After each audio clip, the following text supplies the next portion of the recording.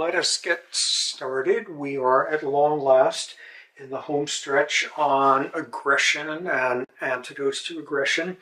And where we were near the end of was the evolution of aggression. And what we saw was all sorts of totally reasonable ways in which the principles of individual selection will push one towards aggression, heavily in the realm of male-male competition. We then looked at the realms of kin selection and its relevance to that. Far more importantly, we looked at the realms of pseudo-kinship and pseudo-speciation, and that role in playing an enormous motivating factor in lots of conflicts. Now, what we touch on here before moving to the evolution of non-aggression, evolution of aggression, wonderful work, insightful work by someone named Susan Fiske at Princeton over the course of her career, focusing on this whole notion that we've got more than one category of thems in our head. We have multiple types reflecting fairly different evolutionary pressures. We have multiple types. And what she famously has done is map this out into two axes here. What we have here is assessing how warm some other group is, whether they have low warmth, friendliness, involvement, assimilation, or high in warmth. And then one axis of how competent these people are, high versus low.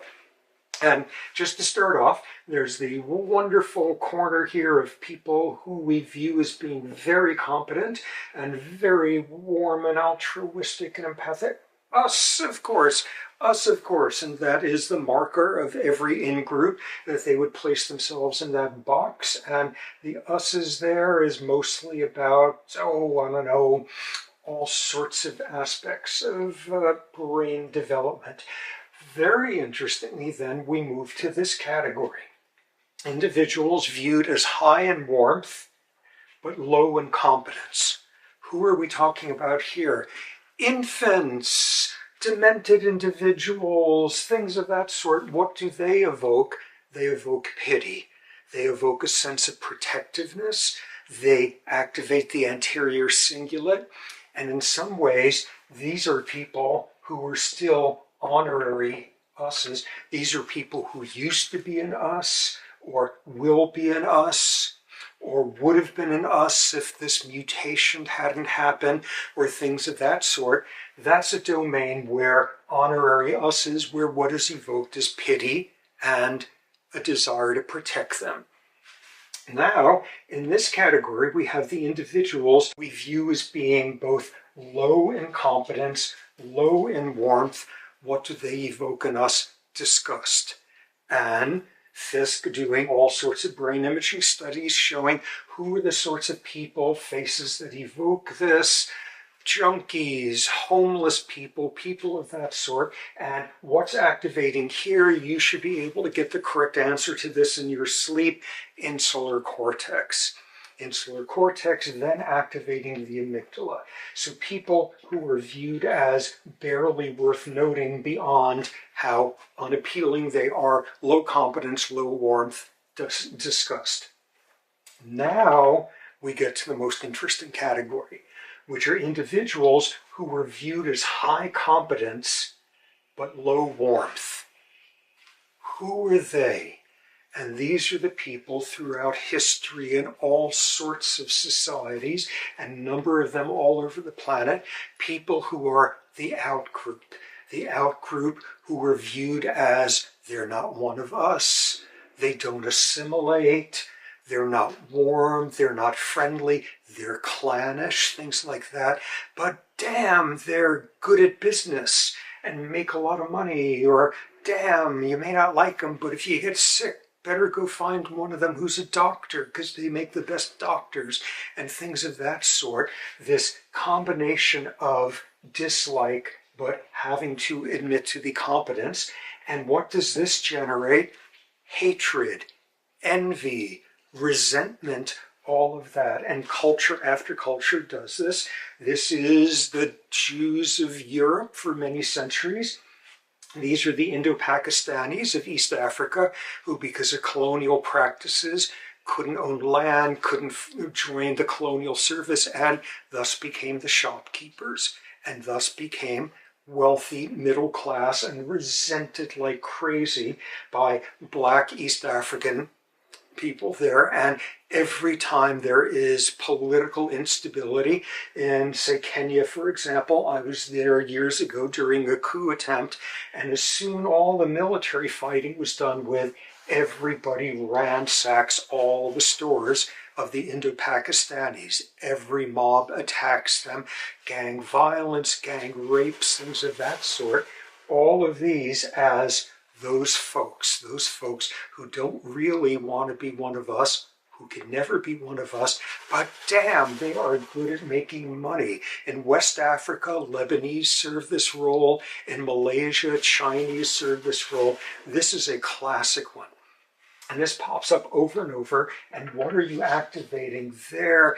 The amygdala overwhelmingly. And what we see here is one of the most interesting, one of the most appalling things that people do with our categories of them, which is when you finally come after these folks, when it's time for them to pay what's coming to them, or when you finally do that, one of the very strong cultural responses is, in the process, try to degrade them, try to humiliate them, turn them into this category.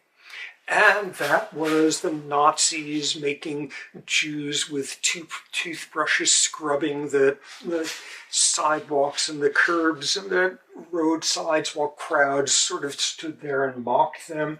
In East Africa, when Idi Amin in Uganda in the mid-70s took away the citizenship of approximately 80,000 Indo-Pakistanis and told them they had a few days to leave the country, he invited his troops and the general populace to loot and beat and rape and degrade.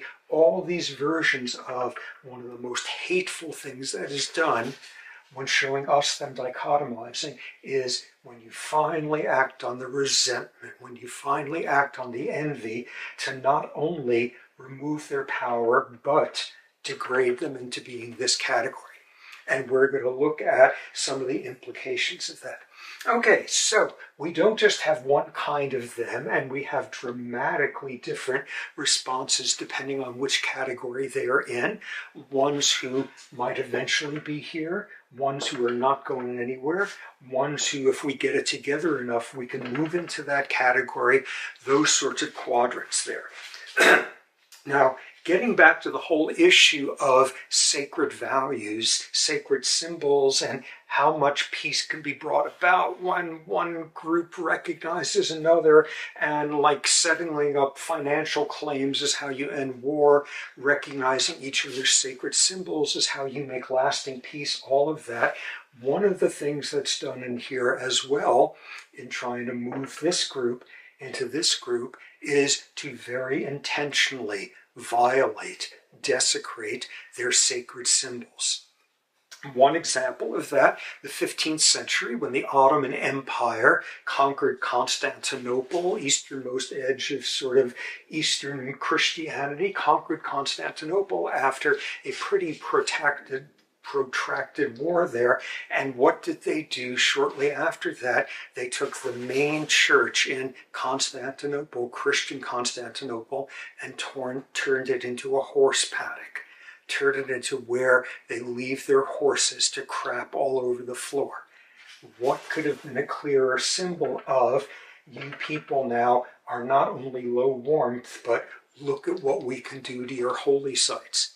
Another example of that was seen in the year 2000, when the Israeli general Ariel Sharon decided to show off his manhood by surrounding himself by a couple of hundred police and army guys, and went and broke every single sort of faux pas possible in terms of relations with Muslims that he went to a Muslim holy site, the Temple Mount. He went there and said, no one's going to stop me, even though that was not allowed, even though that was desecrating the central tenet there. And what was he showing them? Not only do we think you're low warmth, and not only do we sort of have some ambivalent feelings about this, but you have no efficacy. You have no control in these realms, and we're just going to get a bunch of soldiers, and if I feel like going to your third most sacred place in all of Islam and stand there for a photo op, let's just see you stop me.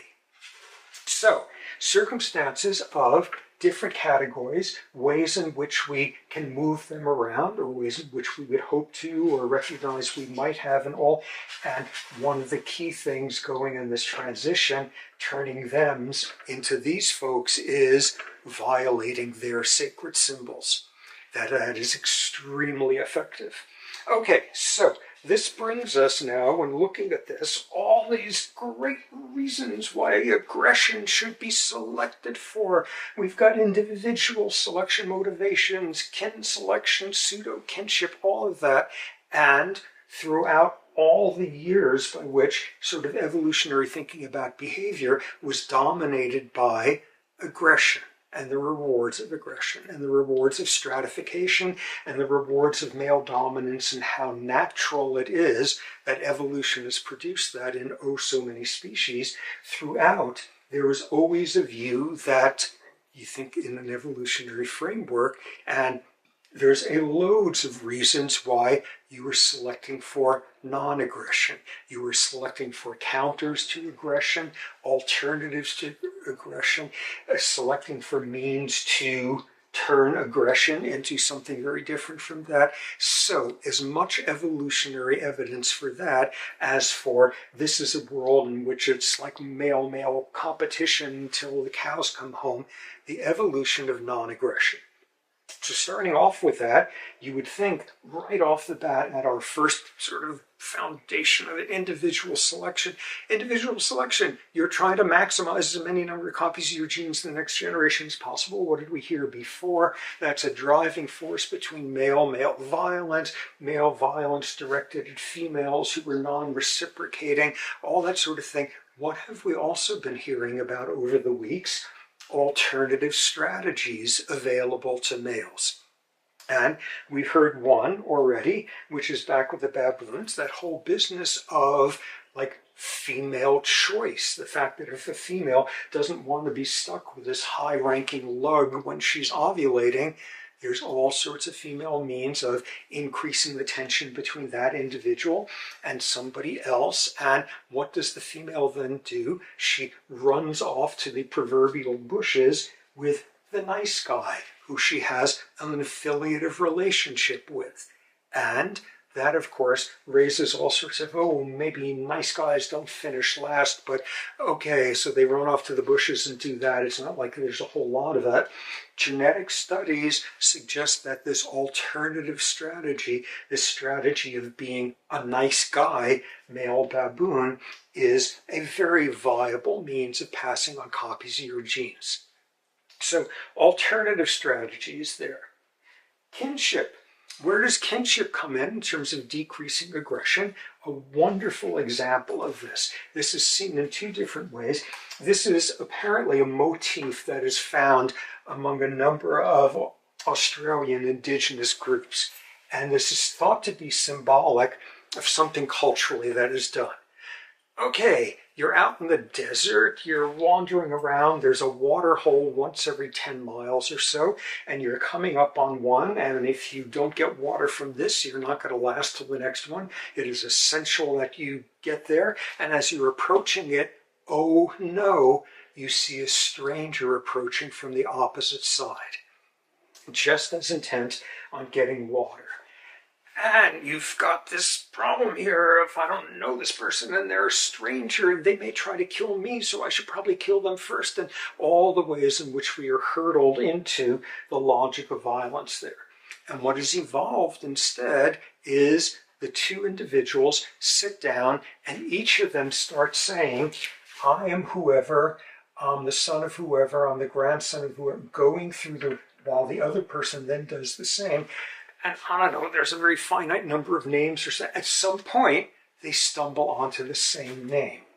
And what they're able to do then is say, oh, you're a relative. You're a relative. You're a 400th cousin of mine. You're a relative. Sorry I didn't recognize you. Here's how we can now both peacefully get some water here and walk away thinking that we're not going to be stabbed in the back afterward. Totally artificial mechanism to generate a kin-selective solution to you and that scary armed stranger, both at the water hole. The same exact thing is done in the Middle East with Bedouin tribes, with Bedouin clans, that at various points they come up with treaties, clans that have been fighting in some culture of honor matter. And what is done ritualistically is the old guys from each group get together and sit down, and they figure out a way in which the history of their clan, they made a mistake. They left out a name. They left out the name of one of their ancestors while they discovered this. And whoa, we are actually sibling clans. We are not enemy clans. We're actually related to each other.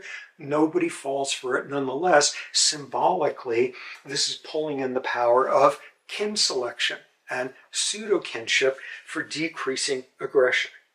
Now, the pseudo-kinship stuff is obviously great for all sorts of realms of decreasing violence and that sort of thing. Great example after the French Revolution.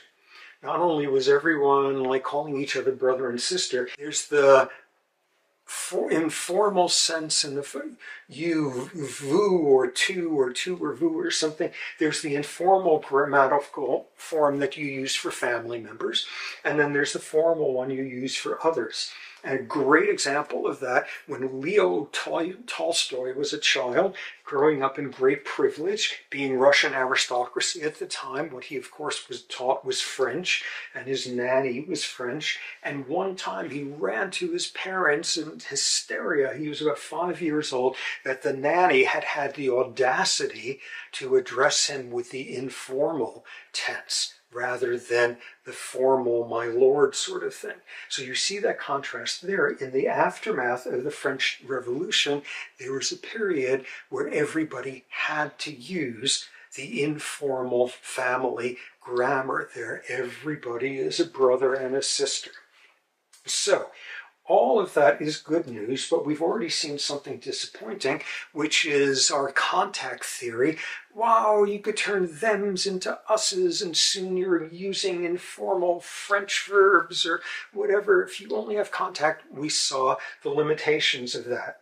It's got to be equal numbers on equal ground without any sort of sacred symbols of each side that would be viewed as provocative. You have to have a shared goal that takes some work to make people work as a team. And all of that done, what you see is coming out the other end is no lasting changes in attitudes, no peace leader that has ever emerged from one of those summer camps, that sort of thing. Nonetheless, sometimes contact works. And when it seems to do its best, the studies show is the largest decreases in prejudice against an outgroup over the course of time is mostly happening when you're sharing positions in a workforce, when it's a peer in a workforce. Why is that? It's a shared goal. There's not a big deal being made out of the symbolism of the two of you sitting there interacting with each other. Oh, look how great this is. You're just going about your jobs together. You were doing it for extended periods of time, and that is found to be a scenario where you have a fairly dramatic decrease in outgrouping the thems. That's a version of contact theory that works.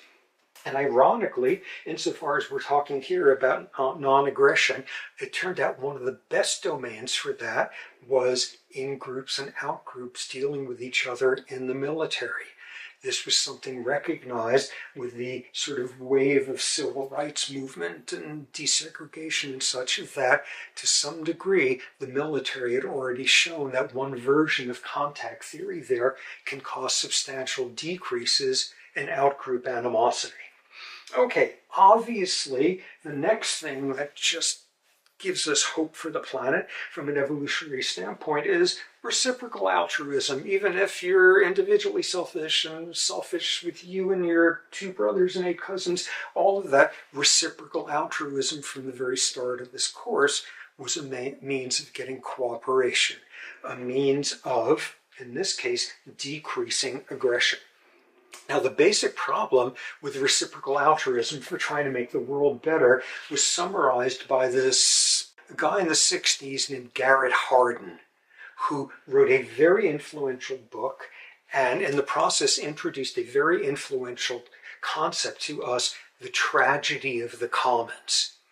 And what he drew upon was historically, I don't know, Victorian England, medieval England, whatever, there would be a commons in a village, a big open field of grass that was open to everyone, of common use. And everybody could come and bring their sheep there to graze. And Hardin's point was this generates the tragedy of the commons, which is every person, amid wanting the commons to continue, has a personal investment in cheating and having their sheep eat more than their share. And if everybody did that, the whole thing would fall apart and there'd be chaos and skinny sheep and things of that sort. And this was the danger, a shared resource where there's no individual incentive to not take more than your share. And Hardin became very famous for this being an extremely pessimistic view, and he was heavily embraced by the slowly emerging ecology and environmentalist movements of saying the planet is a commons and we are barreling towards a tragedy of the commons by those of us who are getting a disproportionate share of energy and clean water and all that sort of thing. But amid that, something that was not paid a whole lot of attention to is that historically the commons worked. The commons worked throughout history of common resources like that. When everyone in the village had access to the same common source, you would not get things breaking down. Instead, the commons worked rather than being tragically dysfunctional. And what this brings us to, of course, is the fact that there are payoffs with stable cooperation. We saw that back in the very beginning, that first round-robin tournament run by Axelrod, computerizing people's different prisoner's dilemma strategies. And the one that wound up defeating all the others, tit for tat, was one whose starting point was benevolent. Starting point was cooperative, was capable of detecting if it was cheated against, was capable of being punitive in response, but the response, the retribution, was proportional, and there was a mechanism for it being solved, for forgiveness, for things being reestablished again with cooperation. What we see with all of these is that reciprocal altruism and the emergence has on a certain level been the ways by which you solve tragedy of the commons. So what we started off with back then is why, if there's a known number of rounds, if it's one round, it never makes sense to cooperate, because if the other person stabs you in the back, you will always be one step behind at the end of your one round game. And we saw the logic that whatever number of rounds it is, there's the same logic, if you know how many rounds there are, there's the same logic to not cooperate in the very last round. And thus, insofar as that was already decided, it doesn't make any sense to cooperate in the next to last round, and the next to last round, and going all why any number of rounds, as long as you know what that number is, collapses cooperation. What we saw was what fosters cooperation is as soon as you put in an unknown number of rounds, because there is always the possibility, of the other individual being able to take revenge. The term given in the field is that as soon as you have an unknown number of rounds, you have just invented the shadow of the future. The possibility that there is going to be a future that will make any action you take right now potentially not to have been worth it when you were looking back on everything. As soon as you put in an unknown number of rounds, you begin selecting for cooperation. So we saw that. What we then begin to see are elaborations on this. Unknown number of rounds, and you have what's called open book play. You're coming and playing against this individual, and it's an open book as to what you did in your previous games with other individuals. You can come with a reputation. And as soon as that comes in, that you could find out, was this person a creep in previous games? So don't give him an inch, don't give him the benefit of the doubt. What do we have here? What is open book enforcement of reciprocal altruism? That's what gossip is doing. That's what gossip is doing in traditional societies, where it's a means by which you get consensus for norm violators once it is possible that the next person you are going to play against knows just what you've been doing in the past. That selects for cooperation. Added to it, an even stronger tendency that we see here is unknown number of rounds, open book play, and your opponent, other players, have the option to opt out, to shun you, to ostracize you, to refuse to interact with you. And if the sort of cooperativity going in something like this is a payoff for everyone, this is a tremendous cost as soon as people have the option to not play with you. And that's the biggest way you can have an adverse consequence for being a jerk with open book play, your reputation being so bad that you are excluded from it. And a version of that is seen in all sorts of hunter-gatherer societies where they spend tons of time gossiping around the fire at night, figuring out who needs to be sort of dealt with. And what he noted was a hierarchy that is found amongst most hunter-gatherers. What do you do with a norm violator? And you sort of talk to them, or you like take away some privilege of theirs, or some such thing. You don't treat them reciprocally, something like that. But in all of these cultures, the extreme thing that winds up being done is the person is tossed out. The person is put out on their own. The person is shunned. And in places like that, that is basically a death sentence. And what is seen at the most extreme version of shunning someone, taking them out of the picture, is in most indigenous hunter-gatherer cultures, there is murder. There is murder, and it is almost always group consensus. Everybody gets together and decides this person is beyond the pale, and if and only if there's something resembling consensus, that's when you see individual violence in hunter-gatherers, along with male-male competition. So, as soon as you have the option of opting out and not playing with someone, or opting them out if they're being a jerk, you strongly pull for cooperation. Then, next studies began to explore a piece of reality, which is we're all in different sort of games, multiple games simultaneously, games, scenarios where there's the option to cooperate, the option to compete in between, and you have to decide what your strategy is going to be. Life is full of us participating in multiple games.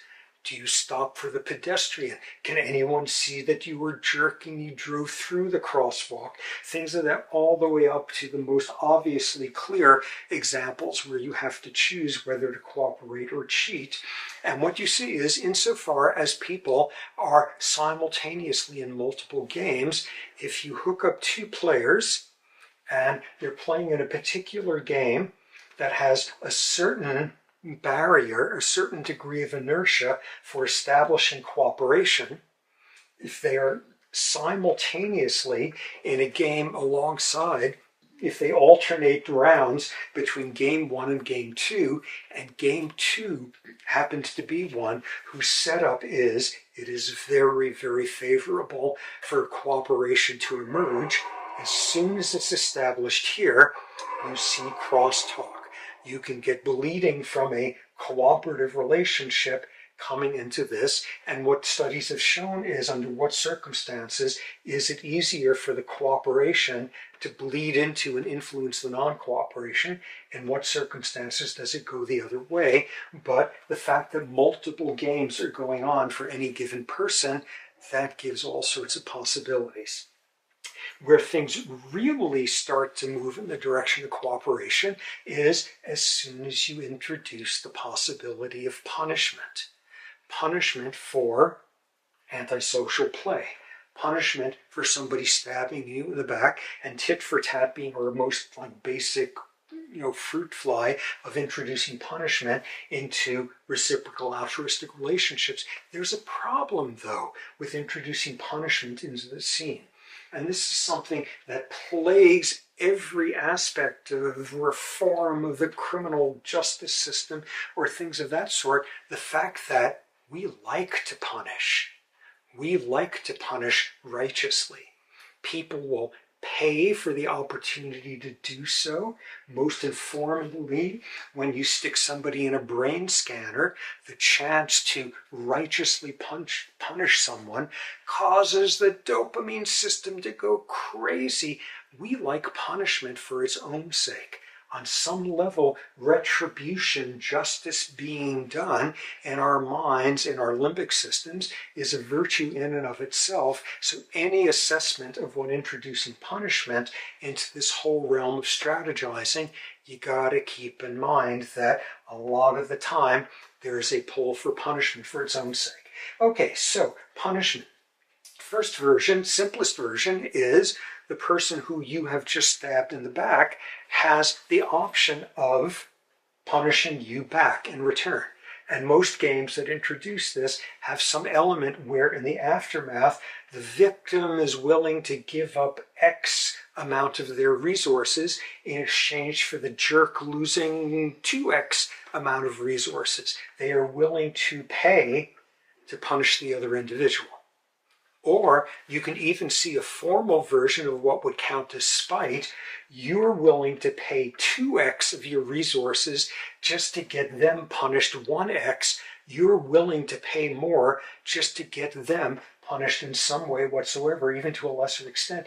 As soon as you introduce the possibility of victims punishing, and punishing of a magnitude more than the cheating got you in the first place, cooperation comes through like crazy. That immediately selects for it. Where you really get powerful reining and effects of punishment in terms of maintaining cooperation is when you introduce what is called third-party punishment. You're a chimp, and you're seeing some other chimp being a jerk to that chimp, and you intervene in their defense. That is third-party punishment. An objective, disinterested outsider who has a veil of ignorance as to who's done what, but nonetheless sees somebody being victimized and steps in. As soon as you have third-party punishers, that really powerfully selects for cooperation. Why is that so? Because what third-party punishment does is it moves this whole world of are you nice or not nice to people, all of that, outside the realm of dyadic relations. Just between the two of you, whoa, look at that, just between the two of you, and by bringing in a third party, what you have done symbolically is you bring in everybody else and their potential judgments. Third-party punishment is a way, in effect, building on open book play for everyone to collectively decide that punishment is needed. Okay, note though that in third-party punishment, in any of these, it is coming with a cost. This individual is willing to give up 1x of their resources to have the jerk lose 2x. That would be third-party punishment when they were not the victim. They're willing to pay their own stuff in order to do third-party punishment is costly. What is the motivation for it? And in some circumstances, the third-party punishment collapses. In a number of cultures, what looks like third-party punishment then falls apart because when the third-party one sort of punishes the jerk, they take their possessions. So this is not really like a disinterested one. And various anthropologists have noted this pattern. But third-party overall what is the payoff for it? And the payoff is shown to be trust. In open book play, if somebody comes in and not only are they known to have been an honest player, but when information, reputational information is given that they have been a third-party punisher, they are trusted even more. Being a disinterested bystander who then steps in is in effect an amazing way of generating social capital in your social systems, generating trust. Another way of stating this is, like in some cases, third-party punishment, it doesn't necessarily have to come in the form of trust. You can get paid to be a third-party punisher. That's what police are. That's what society as a whole does in pooling resources to make it worth the while of somebody to act as a third-party agent. And, you know, police, that's what they are, and we pay for their salaries, we pay for their, like, dental insurance, things of that sort. That's another way embedded in the trust, is to get an external source of payment. Okay, so none of this makes sense if none of you are ever going to encounter the jerk after that. What we also have as a motivation for third-party punishment is pay it forward realms. You know that you are likely to interact with this individual somewhere down the line because there's 25 of you in this band, and by investing in third-party punishment here, if you make it more likely that they're not going to do it when they face you, that's another motivation. Okay, so third-party punishment, pay it forward strategies where you earn recognition, you earn reputational trust, all of that. So, we have another problem here, though, which is naturally, as soon as we have third-party stuff coming into there, we have the possibility of third-party cheaters. And what do we have here? This is a realm of corrupt cops. This is a realm of when they wind up having to choose between doing their role or something selfish. And what do you thus have? You have circumstances where this individual has done something crummy to that one, and you have a third-party punisher, and there's the possibility for them to cheat. What do you have to have there? The possibility of punishment of them. What's that? That's police review boards. That's police review boards looking at citizen complaints about police brutality and things of that sort, of assessing whether this person is doing a competent job. What we're beginning to get to here is something that is familiar with honor codes in all sorts of places, like West Point Military Academy, which is you could get punished for cheating. Okay, so that puts you into that realm. You could get punished for knowing that somebody else cheated and not turning them in. In other words, you potentially being an effective third-party punisher by going and telling the authorities about the person, and instead you have cheated by the rules of that honor code, and thus you need to be enforced in your third-party role, punishing for not turning in somebody else. And what you begin to see here is every one of these steps, as you add them in, makes for more cooperation and makes for, eventually, with enough layers of this, what you're defining is society in circles of people keeping track of each other, pushing for some sort of cooperation there. Okay, so all sorts of good stuff that come out of this. And we see in this context just how crazily counterintuitive and bizarre all those people in ex-Soviet bloc countries doing that pathological sort of non-altruistic punishment where you're punishing somebody for being too generous, because if they do that, everybody's going to start expecting you to be generous, and let's nip that one in the bud and punish them for being overly cooperative. You could see in the context of all of this just how unprecedented, just how pathological that winds up being. Okay, so what this begins to introduce, once you're doing things like getting cooperation more easily selected for, what we now take that to is a larger level. And when you turn uncooperative people into being cooperative, which defined by your own self-interest, the interest of you and your in-group, is mechanisms by which you turn thems into us's. And that happens all the time. In the face of the fact that we clearly are very, very hardwired for us-them dichotomizing. 10-month-old kids already do it, as we've heard. You look at a face of an other, and the dichotomized response to that is occurring in under 1/10 of a second, and it is really hard to condition it out. As we saw also, throw oxytocin in there, and the fact that our brains are divided into us's and thems, and that oxytocin enhances prosociality amid the us's, but makes you crummier to the thems, showing we have a very, very fundamental split in our heads in terms of us-them dichotomizing. So, how do you overcome that? How do you ever turn thems into us's? And this takes us now to this factoid we've been hearing in various points throughout the course. Put somebody in a brain scanner, they're white, flash up faces in front of them, flash up the face of someone who is black, and in about 75% of the people in the brain scanners, you get activation of the amygdala. Maybe not activation for 8 hours afterward, maybe activation for 1 second before the frontal cortex kicks in and says, don't think that, that's not who I am, whatever, but about 75%. That number keeps coming up, and that's roughly the number that appears in there, depending on what kind of picture, who's in that picture, what face, what gender, what age, what facial expression, but nonetheless averaging out to about 75%.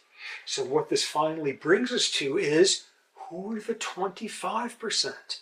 What are the predictors of people who do not have an automatic, implicit amygdala responding to thems within a fraction of a second?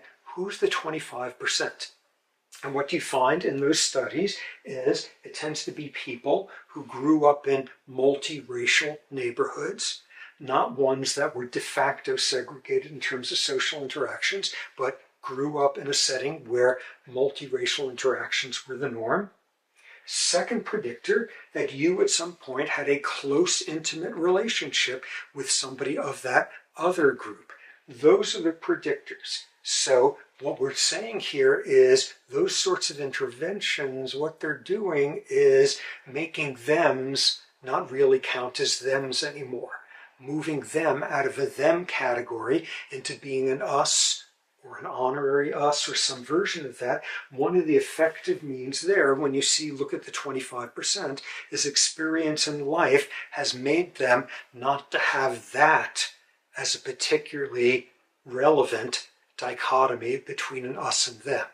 That's not one that's important to them.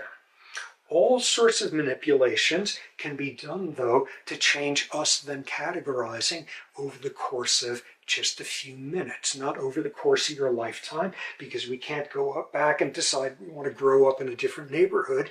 And this is back to this work by Fisk and her colleagues at Princeton, showing what things can you do in the minutes before you stick somebody in the brain scanner, you're flashing up faces, what sort of psychological manipulations, instructions, things of that sort can you do to blunt the response of the amygdala?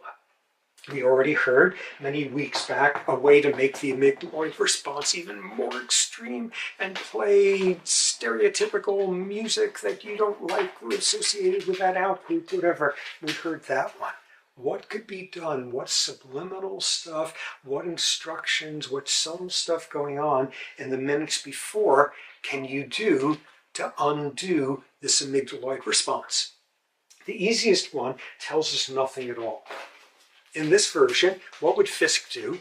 Fisk would say, okay, we're going to flash up a bunch of pictures, and if there's a red dot in the middle of the picture, if you can spot it before we take the picture away, you get 1 brownie point. The person has an incentive to be looking for this thing that has nothing to do with faces. What do you see then? There's no amygdala response. No wonder they're not processing the faces as faces. When they're seeing the face of an us, the fusiform is not activated. When you're seeing the face of a them, the amygdala is not, because all they're doing is looking for this little dot. Okay, hooray, we can solve amygdalas activating in response to thems by making faces irrelevant and just have us look for like how many nose hairs somebody has, and that's the only relevant thing. So that's great, but doesn't get us very far. Another option is to move the person, the them, into a different category that you share with them in a completely neutral, arbitrary way. And this is shown, I think we've already discussed this, I think I've already talked about this.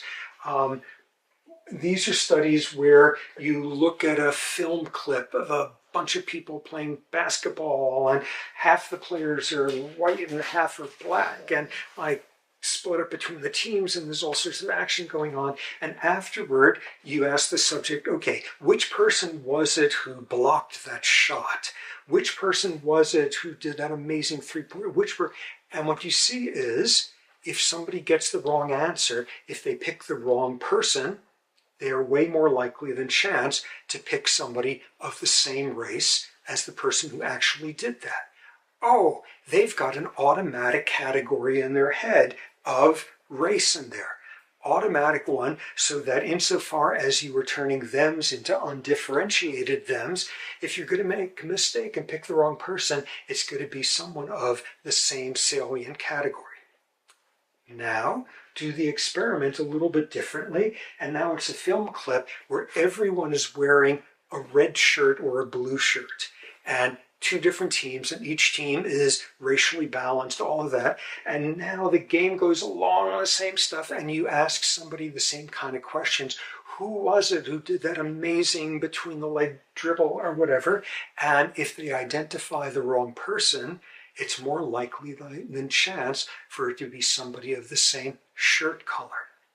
In other words, what you've done with that, with putting in another dichotomy that is screamingly apparent, some of them have red shirts, some of them have blue shirts, you have subordinated race as a dichotomized category, as a meaningful category.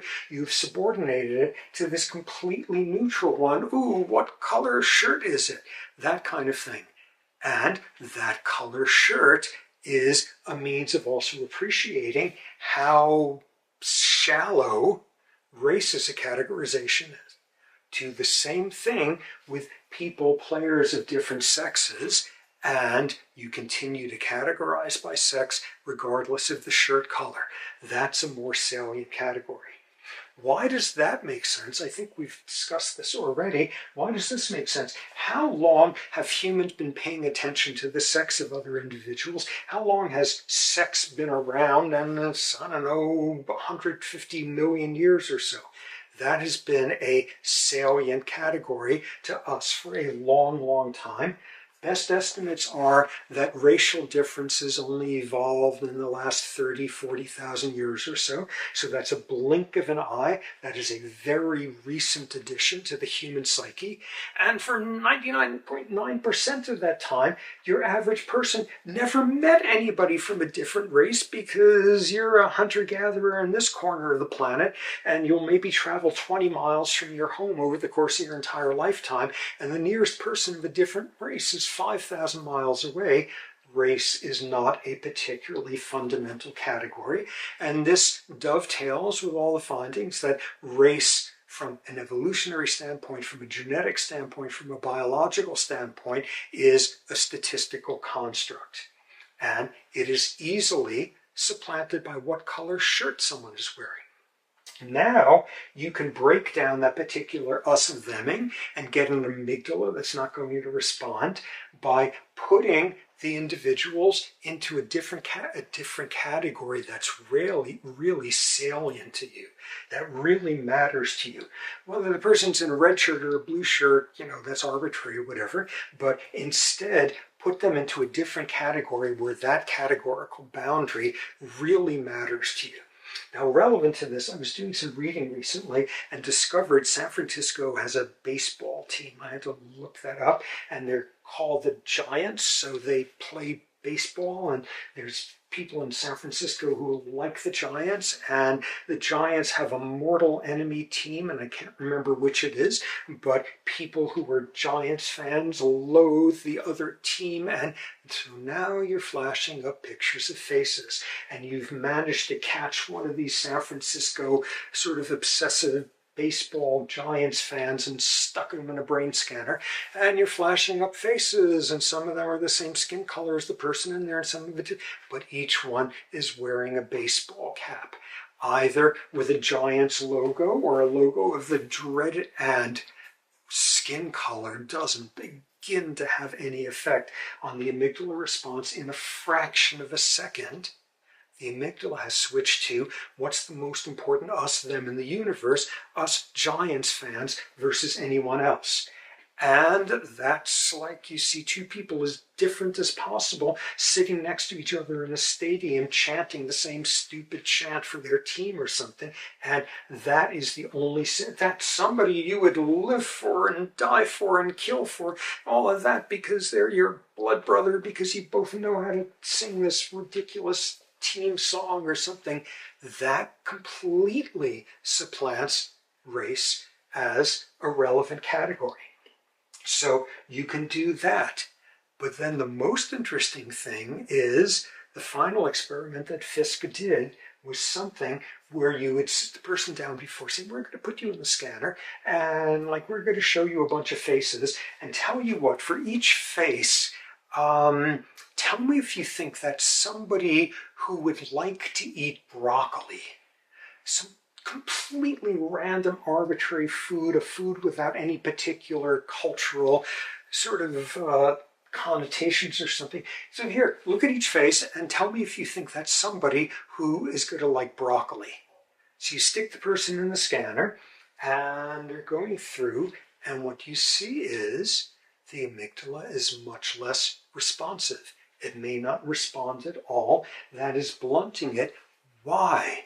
Because you've been given an instruction to individuate that person, to look at their face and imagine them sitting down to dinner and taking a bite of whatever, and do they love it or is not something they particularly like? You imagine them in the aisles of the supermarket shop. You imagine them as an individual rather than them as an arbitrary member of this out-group category. And that's an incredibly powerful way of undoing it. So, there are all sorts of ways in which you can undo variations of us-theming, recategorizing in a more relevant sort of kind of way, individuating the person in a powerful way. And these things can work. Two interesting historical examples of this, showing the extent to which they can work and where they still don't work completely. One of them was this guy, John Newton. John Newton in the late 18th century, early 19th, he was one of the leading British theologians and abolitionists. And he played a key role in around 1803 when the British Empire banned slavery or transports of slaves. They didn't free people already slaves until sometime after that. But he played a key role in that. Giant figure, theologian, religious sort of rationale for why we got to stop the slave trade, and like somebody of massive good. As a young man, John Newton was the captain of a slave ship. He spent quite a length of time ferrying captured slaves from West Africa to various points in the New World, and this is how he made his living. At one point, he was captured by pirates, and he was kept as a slave in what's probably now Mauritania for a number of months before he was liberated. Okay, here's the change that's going to come with him. He now has experienced life as a slave. He knows what an empathy and what they're going through and all of that. So what does he do? He goes back to being the captain of a slave ship. Has no effect on him. Later point, there's some massive storm, and the ship's about to sink, and he prays to God saying, if you save me, I will transform my life. and the storm stops, and this is transformation that he says, I can't be a slaver anymore. I have to work for Abba. Nah, that's not what he does. At this point, he decides that God has told him it's time to stop being a slaver, and besides, he's getting on the old side, and that takes a lot of work and stuff. So he goes to theological school in England, and while training to be clergy, he's investing in the slave trade. Can you believe this guy? He's going on like this, and none of those made a recategorization in him. And somewhere, when he was decades and decades past, finally having nothing to do with the slave trade, something shifted in him, something changed, and he became this leading abolitionist who had an enormous moral authority because he was willing to say, I used to make a living as a slaver. Enormous impact, all of that, and he celebrated his moral transformation there by writing a hymn that all of us have heard of. This is the composer, author of Amazing Grace. So that's wonderful and so moving, but nonetheless, there was a period when he had just sort of graduated from clergy school where he was an amazing humanitarian in London and taking care of the needs of the poor while still investing in the slave trade, moving categories around, and some people counted as being worthy of your protection and being beneficent to the poor, and he was renowned for it, while the whole time maintaining a category so strong there that he could continue to become rich from the slave trade. So, changing isn't uniform across these categories. Another example of this, incredibly moving story. This was late 1960s, 70s or so, Pearl Harbor Day. What's that, December 6th, 7th, whatever it is, commemorating the day that the Japanese attacked Pearl Harbor and sunk a whole bunch of ships and killed 2,000-3,000 sailors and civilians. And every year there's Pearl Harbor Day commemorating that. And every year there's the ceremony on the island of, which island is it? It's the island where the attack was made, where Pearl Harbor is, and decreasing numbers of soldiers, sailors who were there and survived it now as old men, coming to this ceremony each year to commemorate what happened. And one of these years, as these aging survivors of this were standing there and singing Amazing Grace or who knows what, suddenly from out of the crowd came a very elderly Japanese man who came up to them, and in halting English, he apologized for what he had done on Pearl Harbor Day. The man, named Zenji Abe, had been one of the lead fighter pilots in the attack on Pearl Harbor. He was as militaristic as you could get. He was in the military academy in Japan, in Imperial Japan, starting at age 5. He had spent his whole life in this, and he was thrilled to be leading the attack. And now, 50 years later, whatever year it was, many decades later, he was now this old man coming to apologize and begging their forgiveness. And some of the survivors there had nothing to do with him, but one man embraced him and they became very close and eventually visited each other's families. And when one of them died, the other wrote a letter to the grandkids about what a wonderful man Grandpa was. And this was someone who had been dropping bombs, connecting with someone who had been on the ground, getting injured in the process, with friends getting killed left and right, and this is what they did decades later. Oh, great, this is so wonderful, this recategorization. So the first question about Zenji Abe is, where'd this come from? How'd this guy do this? And there were some interesting things in his past. Towards the end of the war, he was captured.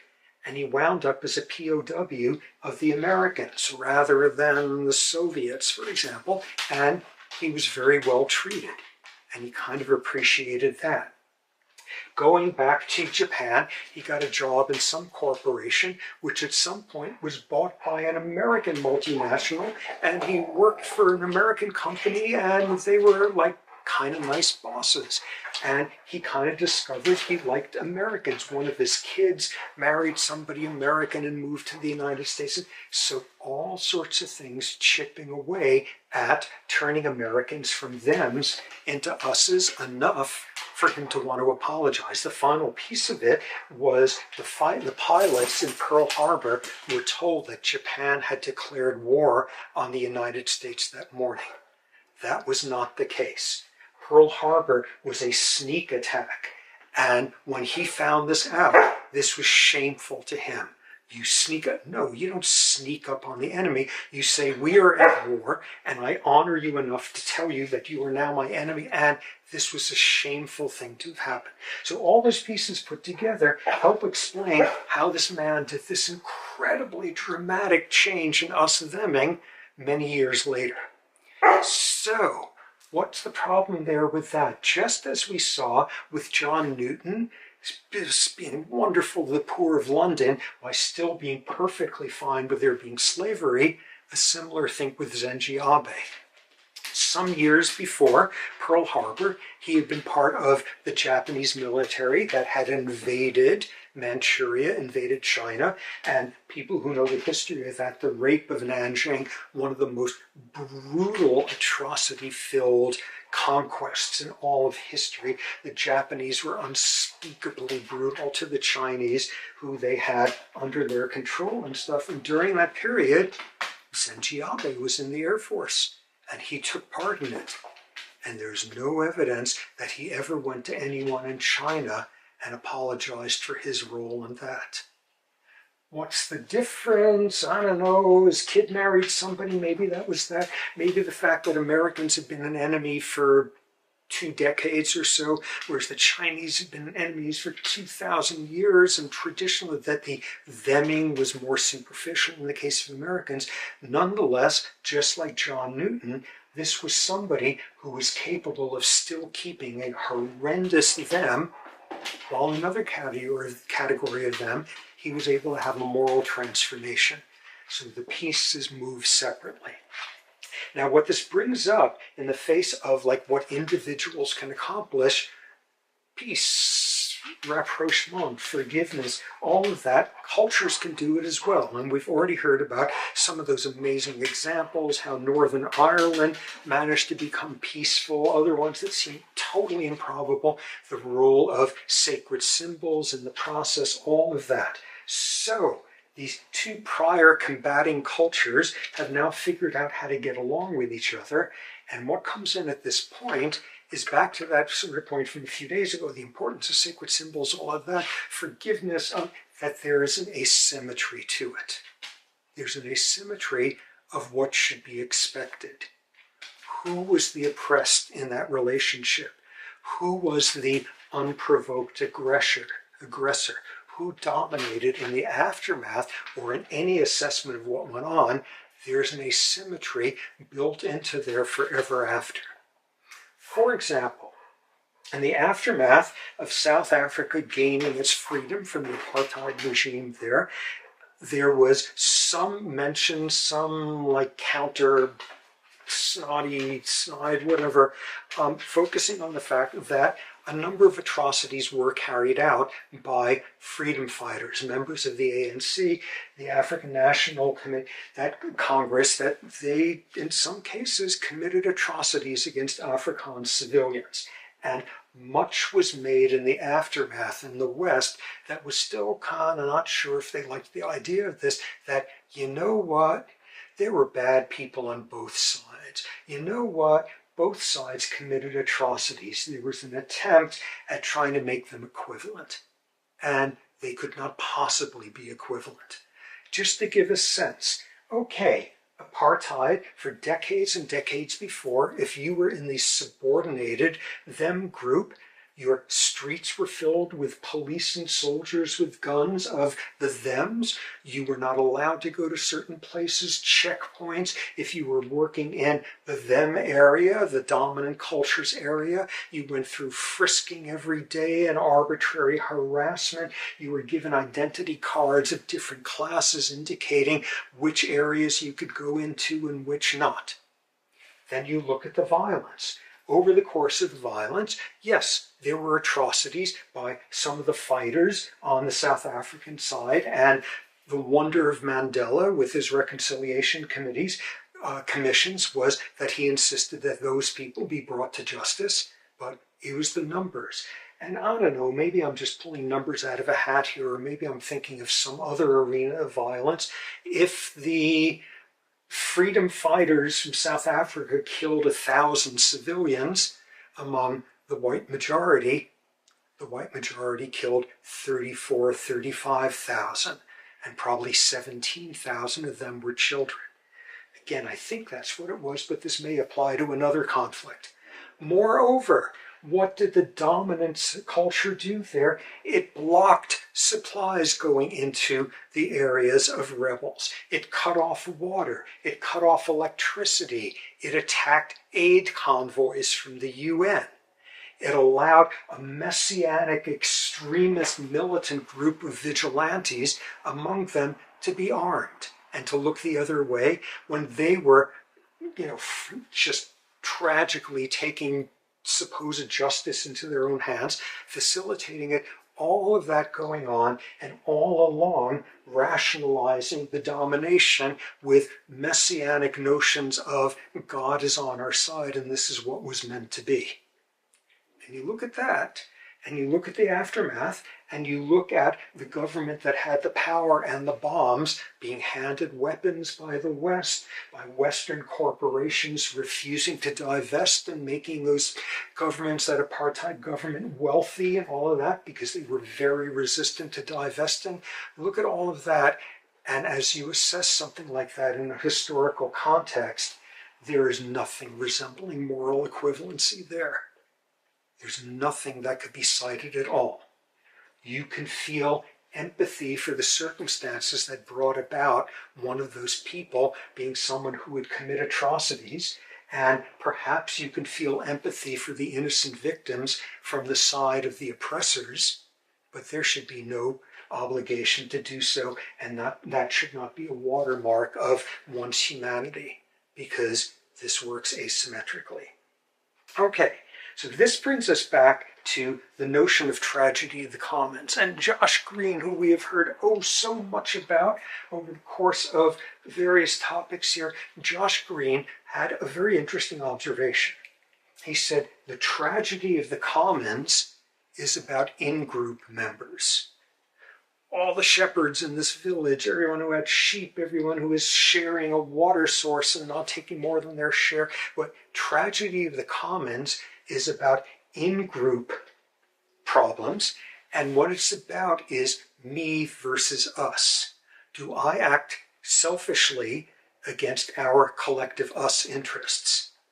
In contrast are the circumstances where it's us versus them, and he termed this, instead of the tragedy of the commons, the tragedy of common sense thinking, built around a very critical notion, which is both groups. This is not you and the neighbor having your sheep hog the food or whatever, the grass. This is another group comes in, and now they want to use that land for farming, and you want to use it for herding, and it's you versus them on a very large level.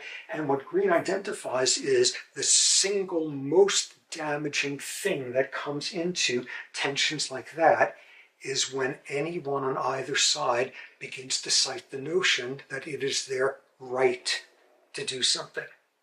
Because as soon as somebody is saying it is their right, they are running there on their limbic system rather than their cortex. What they've just done is said, there is something I cannot justify, I cannot give a rationale for that would make sense to anyone outside of our own particular biases, mores, history, prejudices, and so on, and I cannot explain why this should be the case beyond citing it as a right.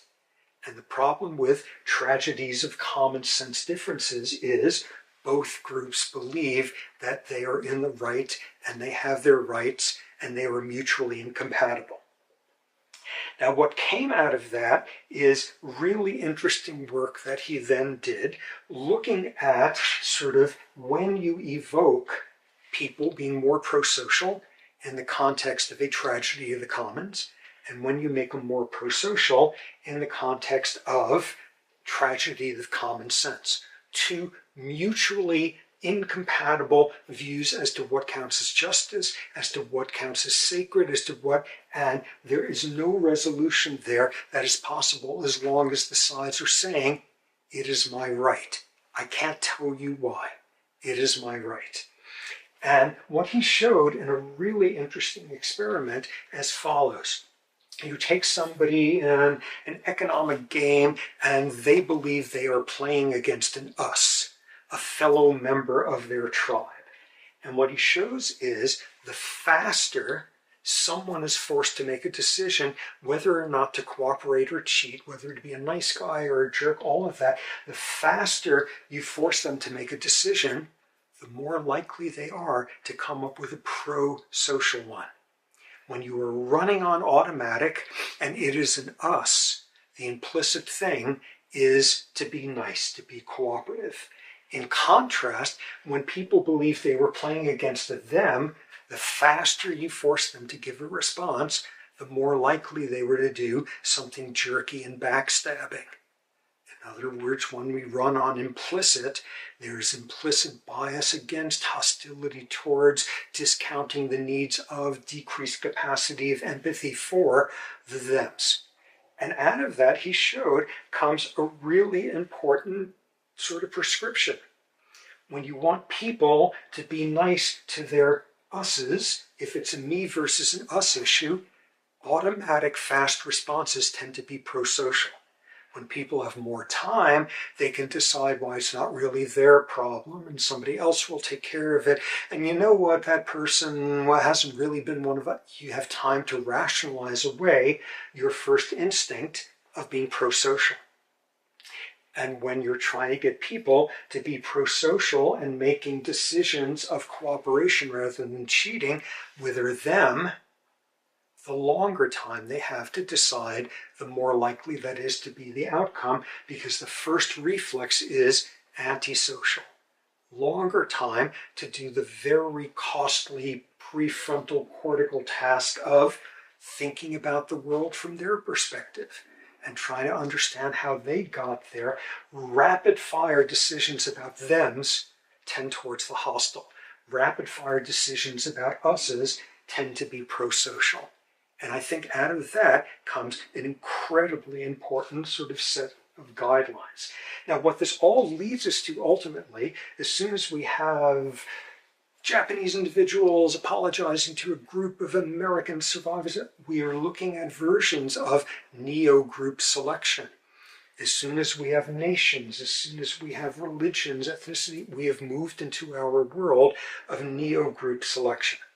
And what you see is, sort of focusing on that can produce some very bad things. All sorts of cases where increasing in-group cooperation causes a compensatory increase in out-group hostilities. That's the male chimps in the same group sitting there and doing all these affiliative gestures with each other and getting everybody all emotionally contagious to go do a border patrol and kill a male from another group. One of the worst outcomes is when there is a compensatory thing so that making one side of the equation better guarantees the other side gets worse.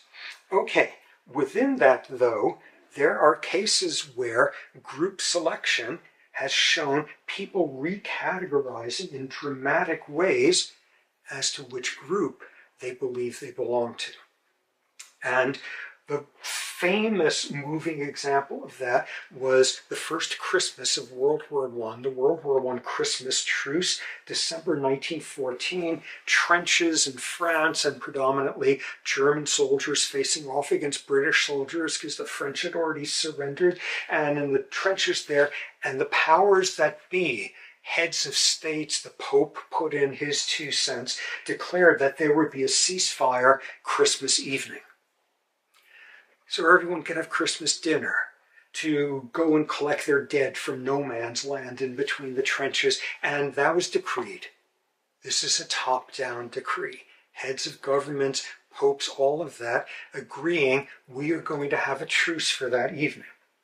So along came that evening, that December 1914, and people stopped firing at each other.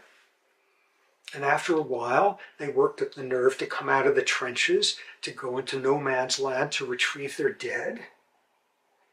And after a while, when they were trying to drag somebody back, somebody from the other side would help them carry the person. And then after a while, they were sharing dinner together in no man's land. And after a while, they were praying together and exchanging gifts and all of that. And the most remarkable thing about the Christmas truce was, and the next day, they refused to go back to fighting. They exchanged weapons as souvenirs. They exchanged medals, things of that sort. They took down each other's addresses so they could visit each other when the war was over. They played soccer. This is being like something that was documented, photos of it, where nobody kept score. These people who 2 days before were trying to kill each other were playing a game of soccer and exchanging Christmas gifts. And in lots of areas of the trenches, it went on for a second day and a third day, and eventually the officers, the powers that be, had to show up and say, unless you get back to running a war here, we are going to shoot you. That's what broke up the Christmas truce. And what was going on there was a switch of categories. Who is an us? And us is all of us poor bastards stuck in the trenches. Those trenches were these ones, where what's the enemy? The cold, the freezing rain, our food that's rotten, the rodents that eat through our food, the lice, all of that, the damn officers who show up and toss us out to be killed for their professional advancement and such. They all formed a common enemy at that point. And they all formed, thus, a completely new category of an us. And that went on for days and days until they went back to trying to kill each other. And what I've always been struck by is this happened up and down the hundreds of miles of the trenches there in France. If there was one invention that existed then that we have now, if people had cell phones, if you could have called up your buddy who was in the front 20 miles north and said, you know what, none of us have gone back to fighting here, and they would say, us too, and up and down the trenches. And if people knew that they were not an isolated pocket refusing to go back to war, if instead they found out that this was the case up and down the lines, that damn war would have stopped that day. And everyone would have put down their arms, or they would have held on to their arms and gone back home and gone after the people who really were responsible, starting the war. And if they had been able to get a mass movement there, something would have emerged. What would have emerged is the end of World War I in Western Europe. If only they could have communicated. But nonetheless, what was going on for those 2-3 days afterward was every one of those soldiers had a different category in their head than usual as to who was an us and who was the them. There were all sorts of truces that came up along the trench lines that didn't happen because the Pope decreed it, that were bottom up, that emerged spontaneously. So, how do you spontaneously form a truce with the guys 100 yards away where all of you have been spending every day trying to kill each other? Here's what would be done.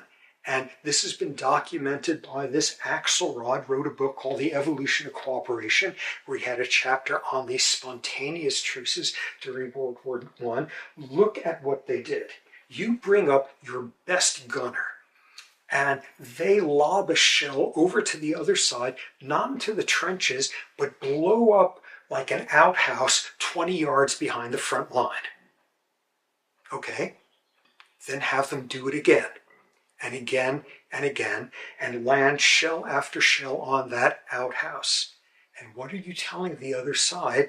Our guy is so good that he could have been landing it on your heads just now, and we chose not to do that. What are you going to do about it? And then the other side would get their best gunner and shoot and blow up the tree behind there over and over and over. And what they have just worked out was a truce between each other, without an exchange of words, without speaking the same language in most cases. And what emerged after that was troops shot over each other's heads.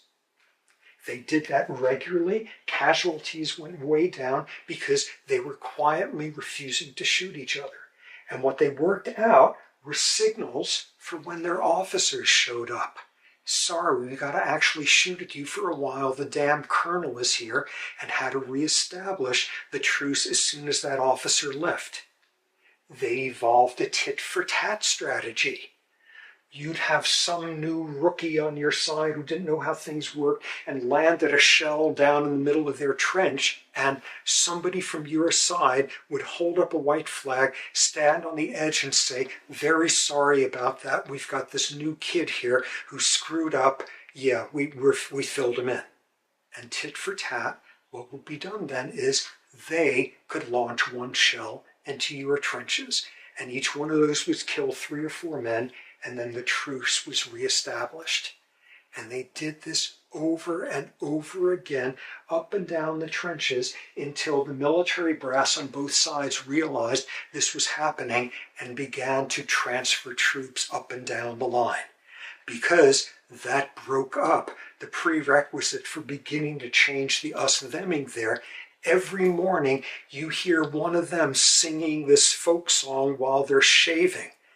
Every day they're like caricaturishly singing one of your military songs, and like you after a while sing back, and you're beginning to get a sense of them as individuals in there. And the second that happened, over and over again, there were the means to generate these spontaneous truces.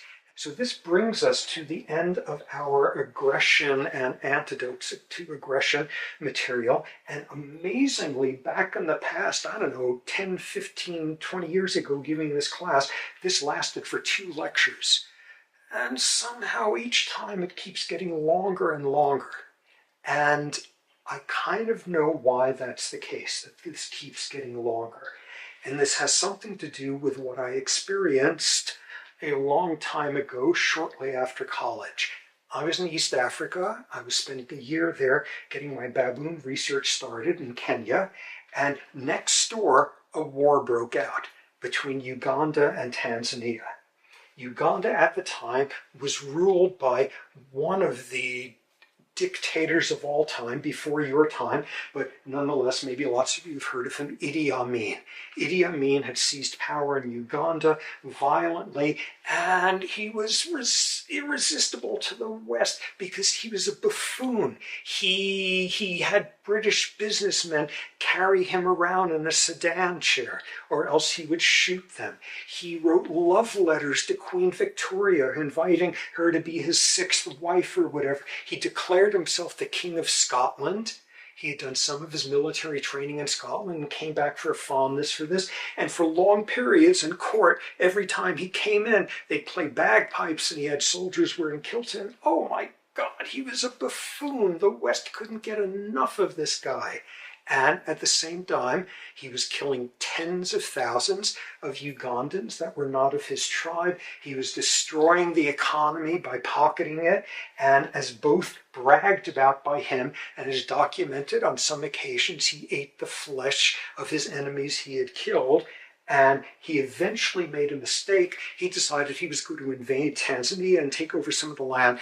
And Tanzania's army counterattacked and rolled over the Ugandan army, which any member of there who was not of his tribe didn't want to be there. And the army collapsed, and over the course of a few weeks, the Tanzanian army came up west of Lake Victoria and swept over the top to the capital, Kampala, at which point Idi Amin fled the country to Libya, which welcomed him, and Uganda had been liberated from him. And they pushed a little bit further east, and opened up a corridor from the capital to the border with Kenya. The day after they reached that point and opened up the border, I hitchhiked into Uganda.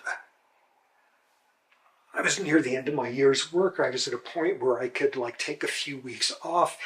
I wanted to see this. People were dancing in the streets. When do you get to see this? I wanted to go to Kampala and look at people celebrating this. For years, I'd been hanging out with Quakers and trying to make sense of, is there ever such a thing as a just war? And if any seemed to fit that description, this one was it. So I wanted to see what it was. That's not why I wanted to go to Uganda. I wanted to go because it was exciting and it would be cool stuff to see. And up until recently, before that, someone had been staying with me and she had left. So I was having all sorts of neurotransmitter issues there, being upset about that. I was being like a 20-year-old subadult primate and I wanted to go see a war. So I hitchhiked into there. And I got to see terrifying things and heard things blow up, and it was appropriately scary, and stories to tell forever after. And finally, it became too much, and I realized I'm scared and I want to get out of here. And I wanted to hitchhike back to Kenya in safety as soon as possible, which I started to do. But one last thing I wanted to do before leaving Uganda.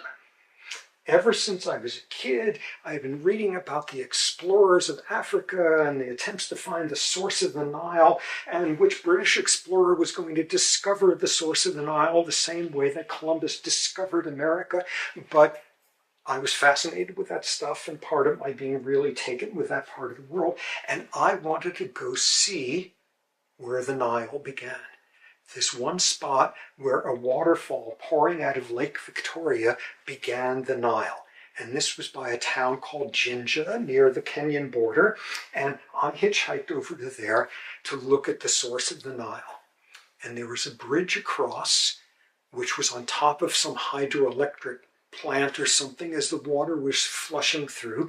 And I came over there and looked over the side and saw that at some point a soldier from one of the armies, and I couldn't tell anymore which, had been walked down a staircase there, down to a panel on the side of the dam there, with his hands tied behind his back, and a noose was tied around his neck and tied to the panel. And as the water levels would rise and come down, he would be knocked off his feet until he strangled, until he was now a bloated corpse lying there on the surface of the starts of the Nile. And I couldn't take my eyes off him. I thought this was the most fascinating. I wanted to see every possible detail. I wanted to go down and look closer. I wanted to get the hell out of there. I wanted to remember every bit of it. I wanted to forget every bit of it. I thought, good for you if you were one of Amin's soldiers. This is what you deserved.